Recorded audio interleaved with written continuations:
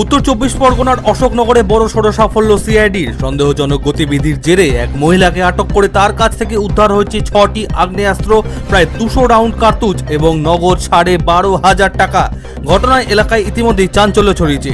CID সূত্রে জানা গিয়েছে, বিহার থেকে অস্ত্র নিয়ে আসার গোপন খবরের ভিত্তিতে নজরদারি চালানো হচ্ছিল। নৈহাটি রোডে ওই মহিলার গতিবিধি সন্দেহজনক মনে হওয়ায় তার পিছু নেয় সিআইডির একটি দল। পরে অশোকনগরের 8 নম্বর এলাকায় অশোকনগর থানার পুলিশের সহযোগিতায় তাকে আটক করা হয়। তল্লাশিতেই তার কাছ থেকে উদ্ধার হয় বিপুল পরিমাণ আগ্নেয়াস্ত্র ও কার্তুজ। আধার কার্ড থেকে ধৃতের পরিচয় জানা গিয়েছে। তার নাম পূজা বিশ্বাস, বাড়ি হাবড়া পৌরসভার 12 নম্বর ওয়ার্ড এলাকায়। প্রাথমিক জেরায় সিআইডির দাবি, বিক্রির উদ্দেশ্যেই অস্ত্রগুলি আনা হয়েছিল। তদন্তকারীদের সন্দেহ, দীর্ঘদিন ধরে এই অস্ত্র পাচার চক্রের সঙ্গে যুক্ত থাকতে পারেন ওই মহিলা।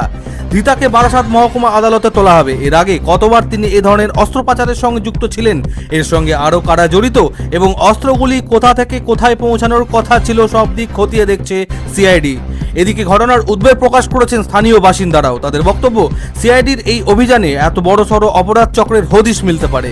গোটা ঘটনার তদন্ত অব্যাহত রয়েছে। Bureau report, Bangla news.